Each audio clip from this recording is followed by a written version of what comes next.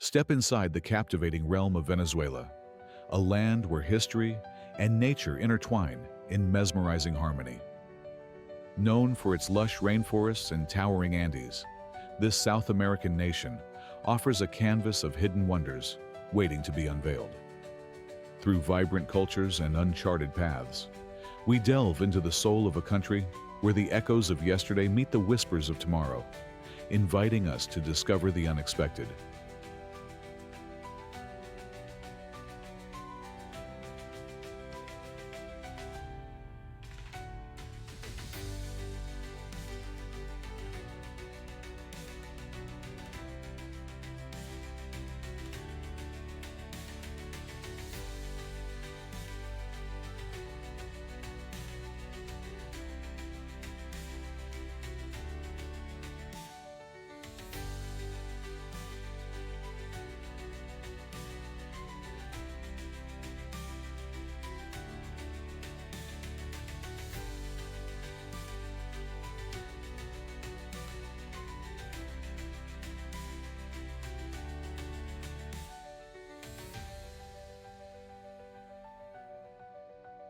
In the humid embrace of Venezuela's iconic Angel Falls, water cascades nearly 1,000 meters, a spectacle unmatched elsewhere on Earth.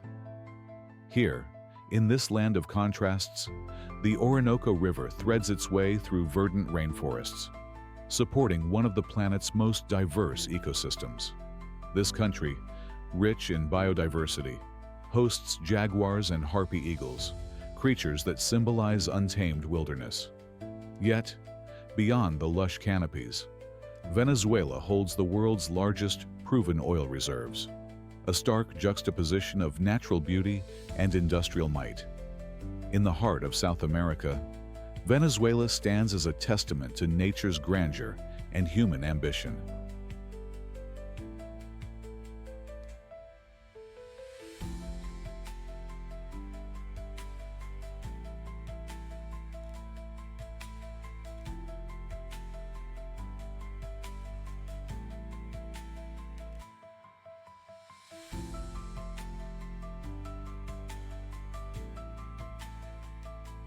In the early morning light, the mist clings to the towering peaks of Venezuela's Andes, as if reluctant to let go. This nation boasts landscapes of surreal beauty, where the rugged tepuis rise dramatically from the dense jungle, their flat tops shrouded in mystery. The roar of Angel Falls, the world's highest uninterrupted waterfall, echoes through the vast Canaima National Park, a testament to the unstoppable force of nature.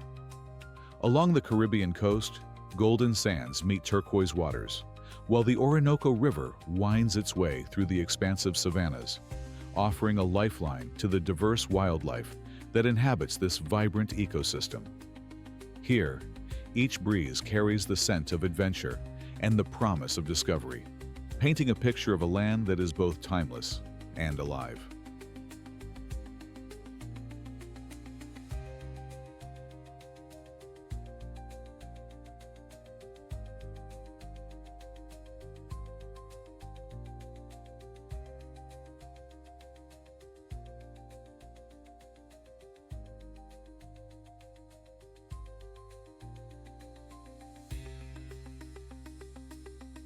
Cayo Vapor, the steamboat key, wears its history not buried in archives, but breaking the turquoise surface for all to see. Here lie the skeletal remains of the Obrera, a Spanish steamship that foundered in 1895 while carrying a cargo that was the lifeblood of the colonial economy, iron railroad tracks for Cuba's booming sugar industry. Over the subsequent century, the ocean has performed a quiet, patient alchemy. The vessel's rusted hull, once a monument to industrial ambition, is now entirely reclaimed, encrusted in a vibrant tapestry of brain coral and sea fans. What was once a casualty of commerce has been transformed into a thriving sanctuary, a complex architecture for schools of snapper and sheltering lobster. It stands as a powerful testament, not to a single failed voyage, but to the relentless, creative force of the natural world to build new life upon the ambitions of the past.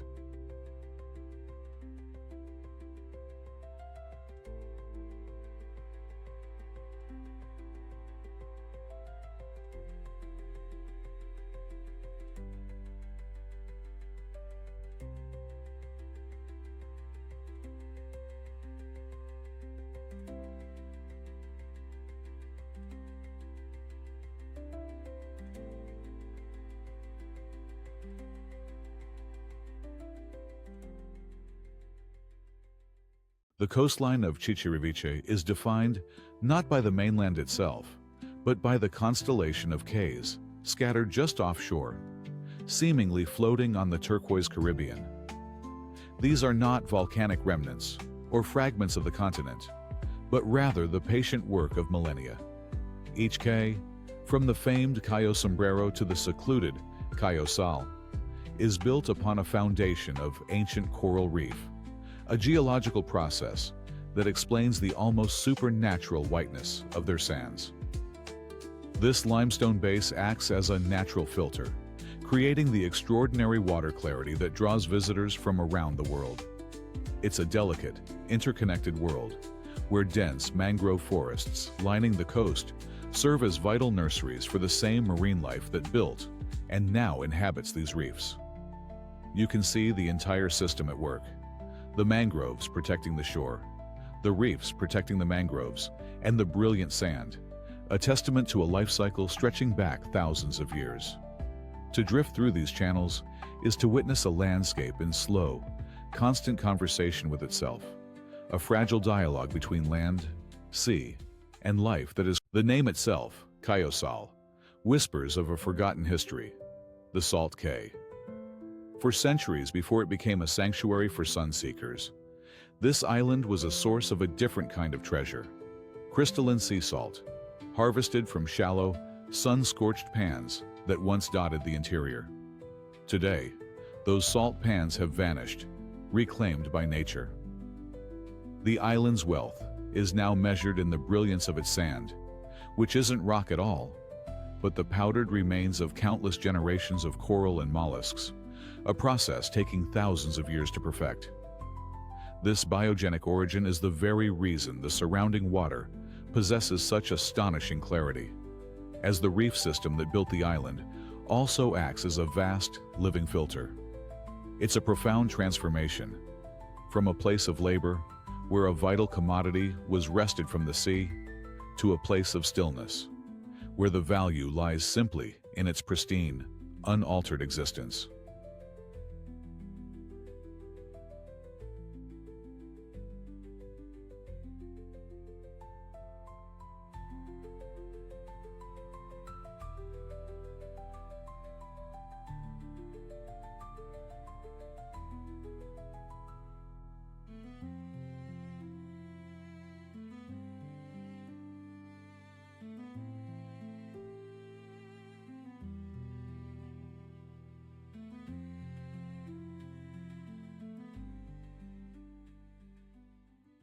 Unlike the volcanic giants with their jagged, cloud-piercing peaks and dark, fertile soils that define so much of the Caribbean, Los Roques presents a profound geological paradox. This sprawling archipelago, a delicate mosaic comprising over 350 islands, cays, and sandbars, was not forged in the violent fire of tectonic upheaval, but meticulously and patiently built by life itself over countless millennia. Its very foundation is a vast, ancient coral platform, a submerged limestone metropolis constructed by the cumulative artistry of tiny polyps. The impossibly white, powder-soft sand underfoot is not weathered stone, but the biogenic legacy of a vibrant ecosystem, the pulverized remains of parrotfish-grazed coral, mollusk shells, and calcifying algae. This delicate organic origin, devoid of terrestrial sediment and river runoff, is precisely what creates the extraordinary, almost surreal clarity of the water. It is a shallow, luminous world of turquoise and sapphire, a liquid prism fiercely protected as a national park since 1972 to preserve its fragile majesty. To navigate these intricate channels is to move through a liquid labyrinth where the boundary between land and sea is in constant, gentle negotiation, a testament not to abrupt, cataclysmic force, but to the slow, persistent, and constructive power of a living ocean.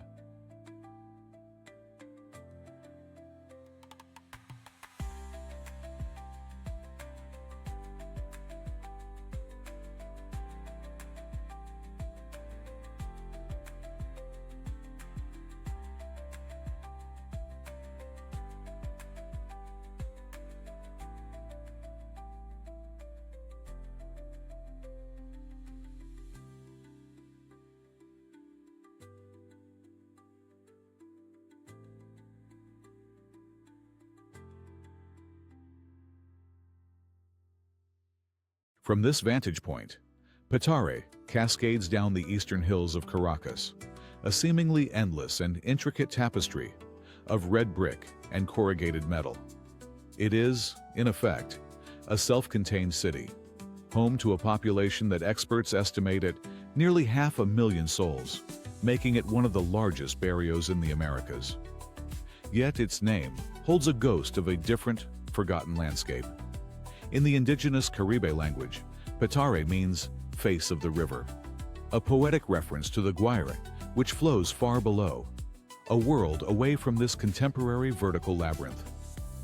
For over 70 years, successive waves of migration from Venezuela's rural interior have fueled this remarkable organic expansion, with each rancho built by its own inhabitants, one precarious brick at a time.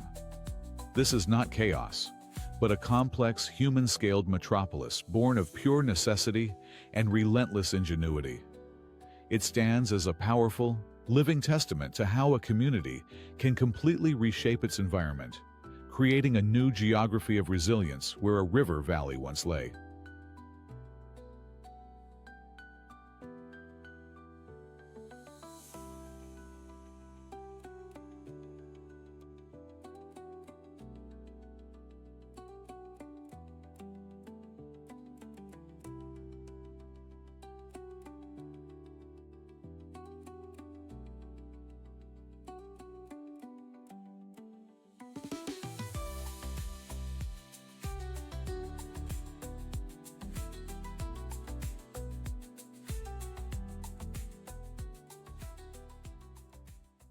The defining feature of Angel Falls is not simply its staggering height, but the physical consequence of it. From a precipice 979 meters high, the water begins a descent so long that on most days, it never truly completes the journey. It atomizes, dissolving into a perpetual cloud of mist that drifts across the Devil's Canyon long before it can strike the jungle floor below. To the local Pemon people, this is Karapakupai Meru, the waterfall of the deepest place, a name that feels far more resonant than the one given by the American pilot who stumbled upon it while searching for gold. Its lifeblood isn't a powerful, snow-fed river, but the relentless tropical rain, collected and channeled by the vast isolated summit of the Ollantaytambo. This sandstone mesa is a geological island, a remnant of a world that existed hundreds of millions of years ago. What you're witnessing, then, is not merely water falling from a cliff. It is the sky itself, pouring directly onto a lost world.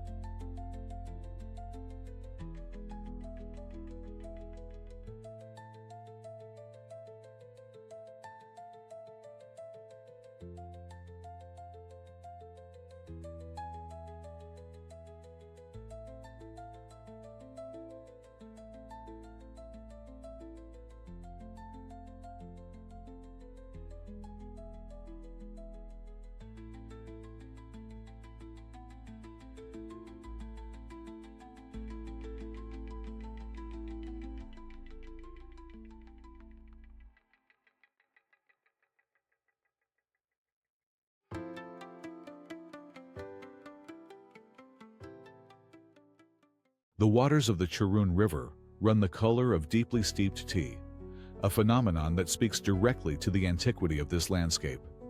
This is not silt or pollution, but a natural tincture, created over millennia as rainfall leaches tannins from the unique, acid-loving flora atop Ollantaytambo.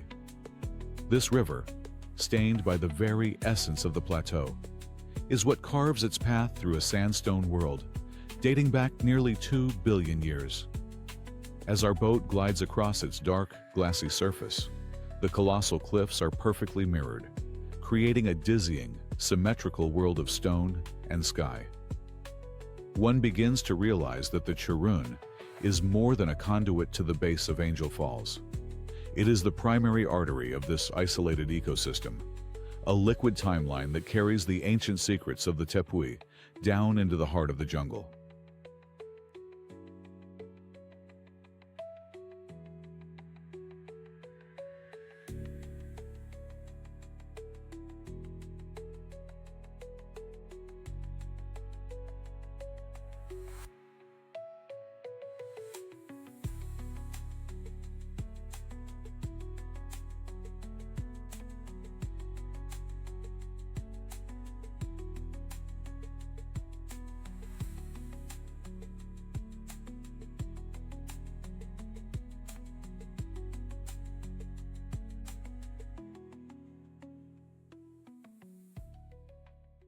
Perched atop the highest point of Gran Roque, the Los Roques Lighthouse appears almost elemental, a simple coral stone tower against the vast Caribbean sky. Erected in 1874 under the direction of President Antonio Guzman Blanco, its construction served a purpose far greater than mere navigation. In an era of competing colonial interests, this sentinel was a strategic assertion of Venezuelan sovereignty over the archipelago, a history subtly hinted at in its local name, the Faro Hollandaise, or Dutch Lighthouse, a nod to the nearby islands and the foreign influence this structure was meant to temper. Hewn from the very reef it oversees, the lighthouse is more than a beacon. It is a silent, enduring statement of identity, forever watching over the 73 shades of blue that define this remote corner of the world.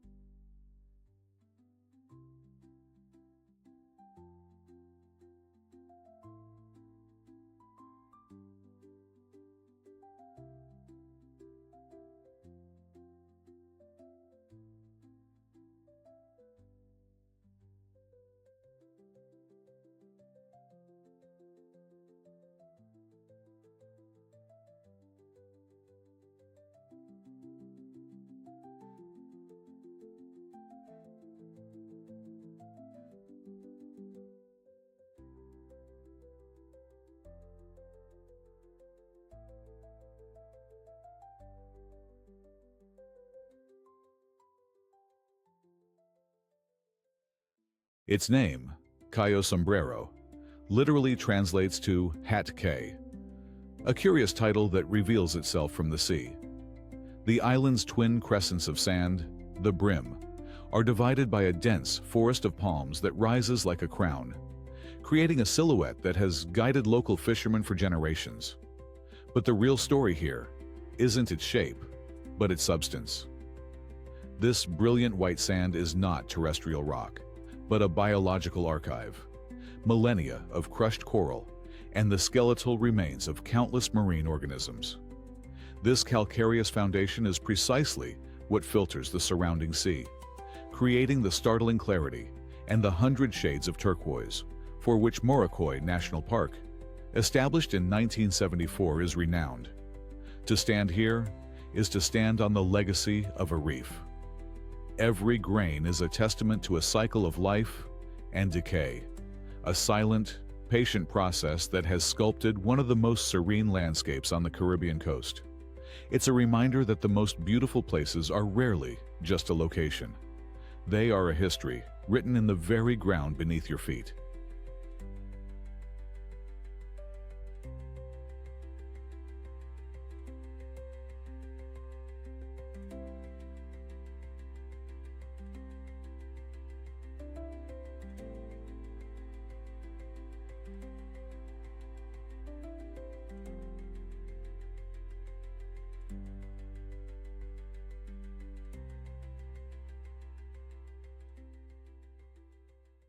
Here at the Uruwani, the river forgoes the dramatic spectacle of thundering over a cliff.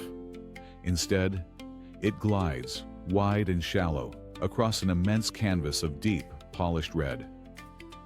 What at first appears to be simple bedrock reveals itself to be something far more extraordinary. A single, monumental slab of semi-precious jasper.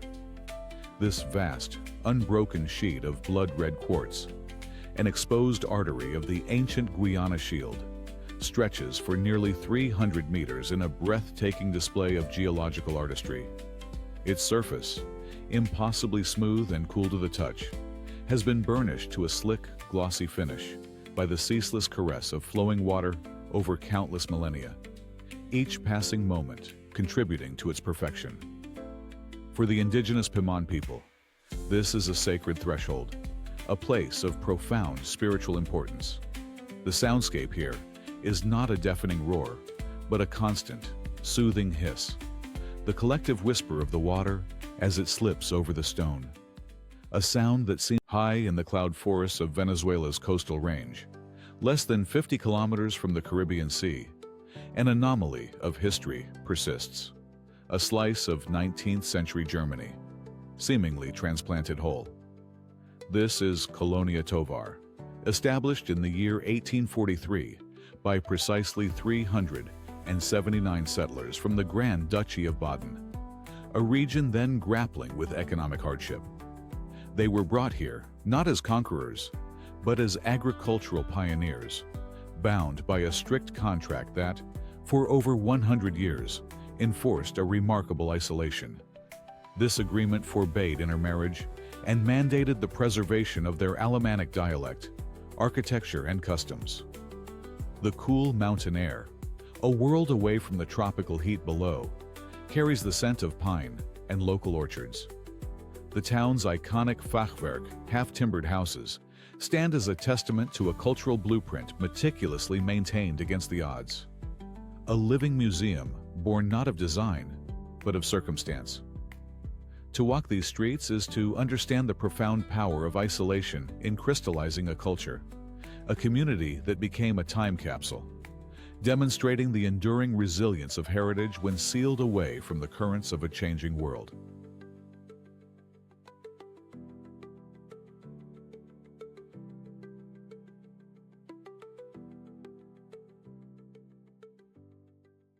The pulse of modern Caracas often feels strongest here, in the district of Las Mercedes, a name now synonymous with the hum of corporate energy, finance, and exclusive commerce. Yet this glittering, restless urban hub was born from a quieter, more deliberate vision. Conceived in the optimistic 1940s as a tranquil garden suburb, it was a testament to a belief in orderly progress. Its wide, tree-lined streets were meticulously designed to cradle modernist family villas, each a private oasis of clean lines and sunlit rooms, embodying a potent ideal of serene, planned living far removed from the city's chaotic core. Today, that original dream is a ghost in the machine, a faint, persistent echo beneath the roar of development. To walk here is to witness a fascinating, often jarring, architectural dialogue across time. A surviving mid-century residence with its low-slung roof, weathered concrete, and a quiet garden still defiantly blooming, stands its ground in the monolithic shadow of a towering glass bank, its human scale dwarfed by the sheer vertical ambition of its new neighbor. This is more than just a neighborhood. It's a living, breathing timeline of the city's relentless ambitions, a palimpsest where the carefully rendered blueprint of a peaceful, domestic past is constantly being redrawn by the chaotic, vibrant, and insatiable pressures of the future.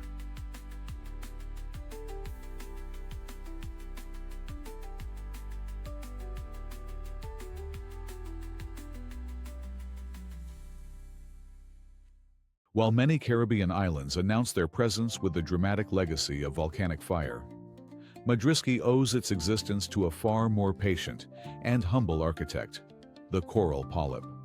For thousands of years, countless generations of these minuscule builders patiently laid down their calcareous remains, constructing the vast protective reef of the Los Roques Atoll.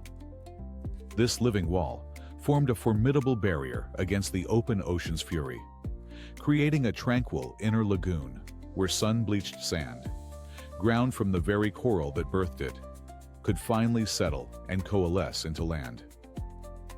The island's most captivating feature is the slender, shimmering isthmus that tethers it to the neighboring Cayo Pirata, a delicate artery of sediment shaped by the precise and eternal interplay of wave and current. To walk its length is to feel utterly suspended between two distinct worlds of turquoise, the placid, mirror-like lagoon on one side and the vibrant, breathing sea on the other. It means traversing a path that did not exist a few centuries ago, and whose continued presence is a daily negotiation with the tide, a path that may well be reclaimed in a few centuries from now. It is a profound lesson in impermanence, felt with every step on its shifting grains, a line drawn in the sand by the ocean itself, reminding us that this entire paradise is not a permanent fixture, but a fragile, ever-shifting balance, a breathtaking, momentary triumph of life over the endless sea. The first thing one notices about Canaima Lagoon is not its power, though the roar of its waterfalls is ever present, but its color. The water flows with the rich, amber hue of steeped tea, a stark contrast to the familiar blues of the tropics. This striking coloration is not a sign of pollution, but rather a testament to time itself. It's the result of tannins, organic compounds leached from the roots and leaves of the surrounding jungle, a process that has unfolded here for countless millennia. This water journeys down from the colossal tabletop mountains, the Tepuis, which loom on the horizon like islands in the sky. These are among the planet's oldest geological formations, dating back nearly 2 billion years. For the local Pemon people, they are the sacred home of spirits. As our canoe glides across this serene surface, cutting past the fine pink quartz sand of its beaches, you realize you're not simply floating on a lagoon. You are moving through a liquid chronicle of the earth, a primordial infusion where every drop carries the ancient memory of the Guiana Shield.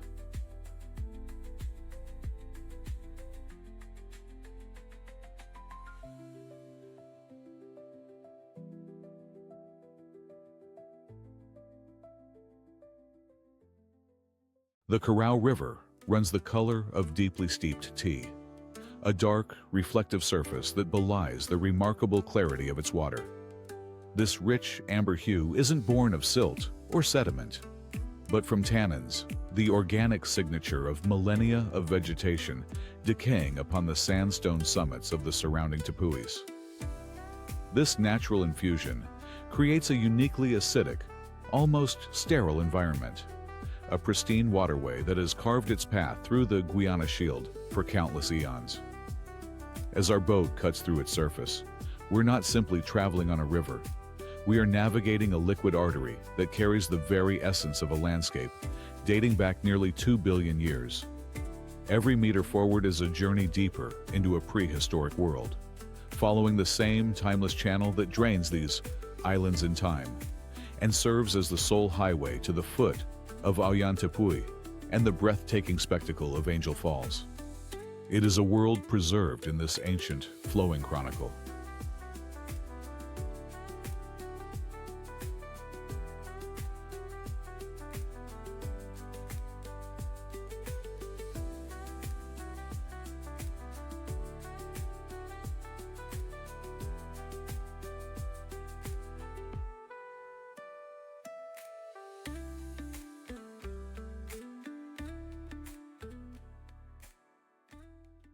Caracas exists in a geographical paradox, a sprawling metropolis cradled within a narrow valley, just a few kilometers from the Caribbean Sea, yet profoundly separated from it by an impassable natural rampart.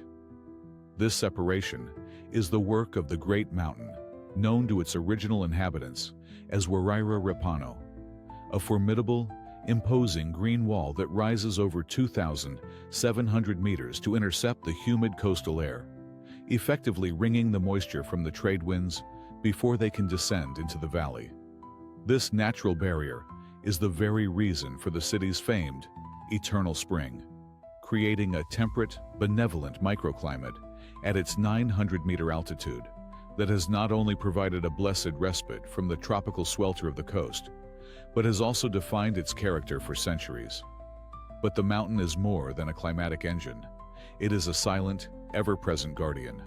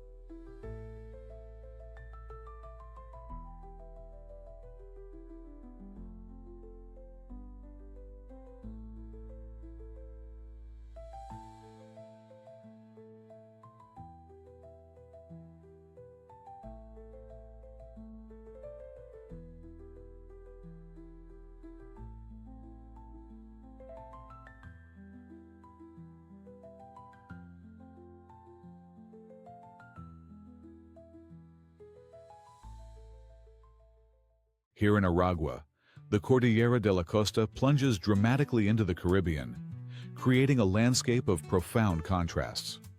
This is the home of Henri Pittier National Park, a protected expanse established in 1937, making it the very first in Venezuela. It was the vision of the Swiss botanist it's named for, who recognized this region not just for its beauty, but as a critical biological corridor. Twice a year, this narrow land bridge funnels an astonishing avian migration, a living river of over 500 bird species moving between the hemispheres. This same unique convergence of mountain air and coastal humidity that sustains the cloud forests also nurtures some of the world's most sought-after cacao in the isolated valleys of Chuao and Choroní. Aragua, then, is more than a destination. It is a delicate living library, where every peak and valley holds a story of migration, preservation, and flavor, a testament to a geography as rich as it is vital.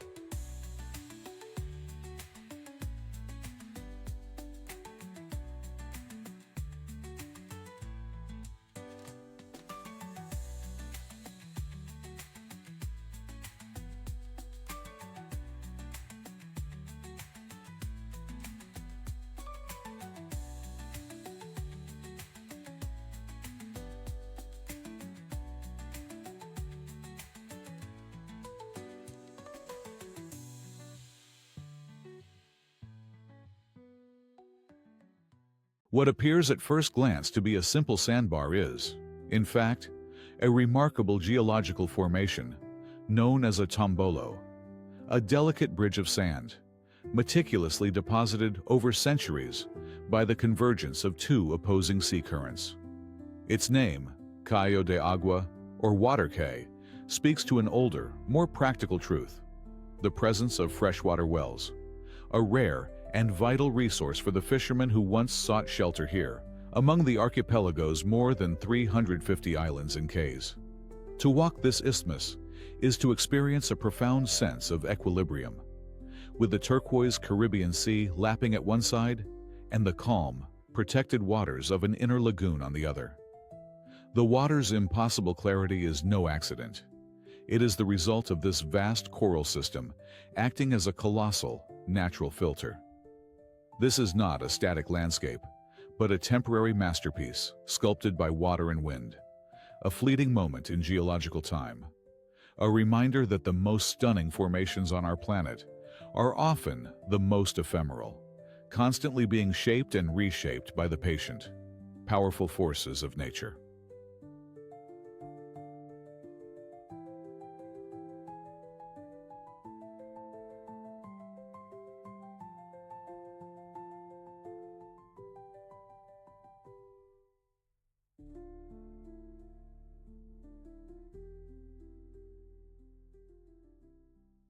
The horizon in Los Llanos unspools to a razor's edge, an absolute flatness that can feel like a world without features.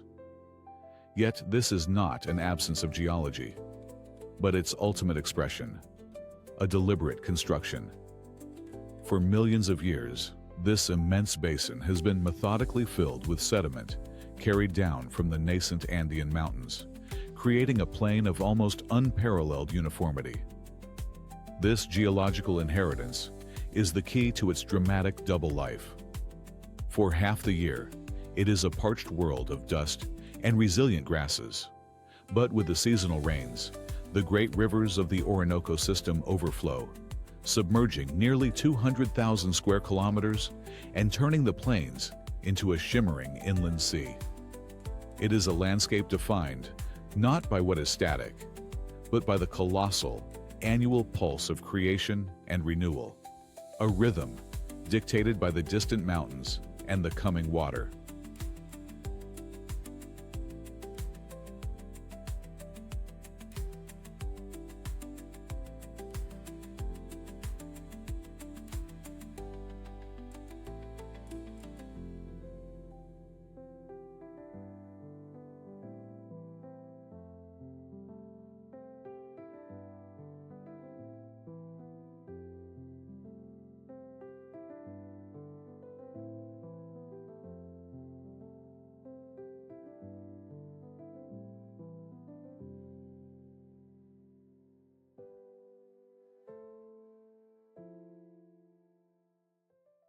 Stretching from Tucacas to Chichiriviche, the coastline of Morocoy is defined by its scattering of over 30 cays and islets, each appearing like a fragment of paradise. But these brilliant white landmasses are not islands in the conventional sense. They are ghosts of a former ocean. Formed from vast, ancient coral reefs left exposed by receding sea levels thousands of years ago, their very foundation is the limestone skeleton of countless marine organisms. This geological legacy is the secret to the park's iconic turquoise waters, as the fine, white calcium carbonate sand reflects sunlight with an almost impossible intensity. It is a landscape born from life, and it continues to nurture it. The porous limestone shores provide the perfect anchor for dense mangrove forests, a critical buffer zone, which in turn serve as a vital nursery for the juvenile fish and invertebrates that will one day populate the surrounding reefs. Here, the boundary between land and sea is not a simple line, but a continuous, living conversation between geology and biology, between the distant past and the immediate future.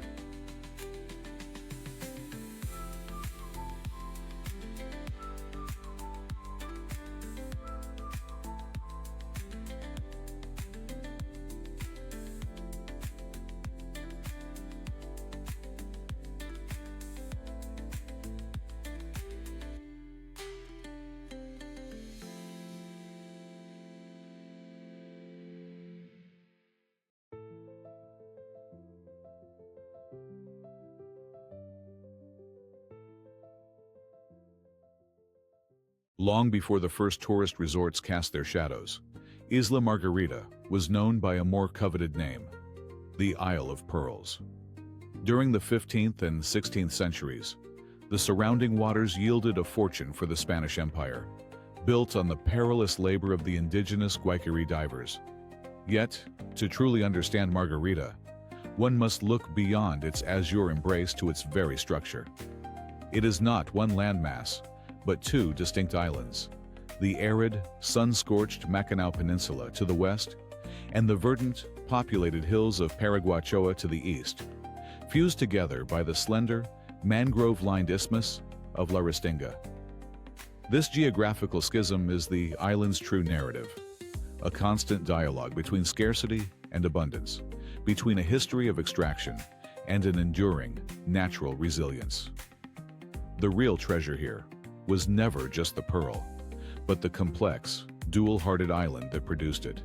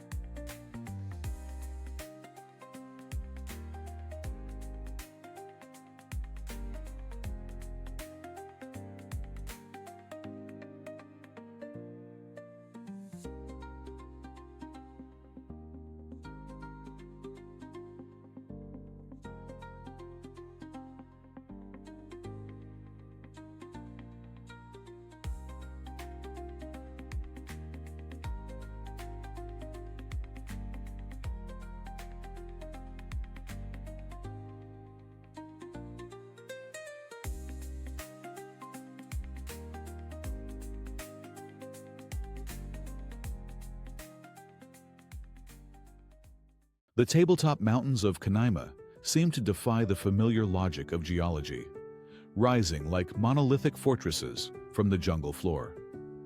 These are the Tepuis, remnants of the Guiana Shield, a geological formation dating back nearly 2 billion years, to a time before complex life even existed on the continents. For hundreds of millions of years, their isolated summits have acted as evolutionary laboratories, nurturing a unique biodiversity where nearly 1/3 of the plant species are found nowhere else on Earth. Carved by millennia of wind and water, their sheer sandstone cliffs, often shrouded in a persistent mist, separate our world from the one that exists on their plateaus. To the indigenous Pemon people, who have inhabited these lands for generations, these are not mere mountains but Tepui, the houses of the gods. Standing in their shadow, you understand why. The line between geological time and myth feels impossibly thin.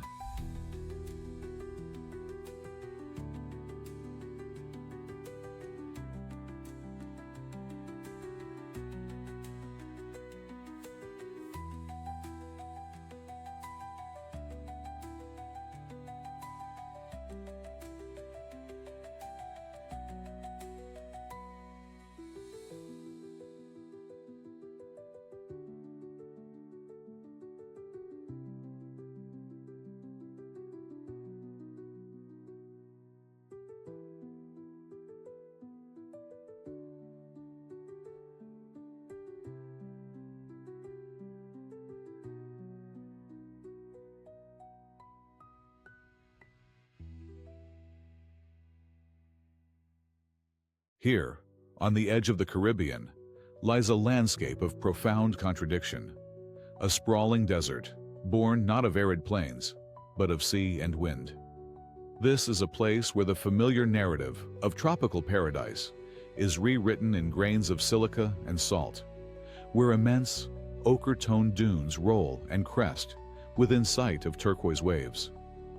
One might assume this fine, golden sand is the desiccated remnant of some ancient, sun-scorched continent, or perhaps the patiently eroded dust of distant mountains carried down by forgotten rivers.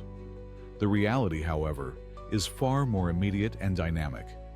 This is not the dust of ages, but the recent creation of the very ocean it borders.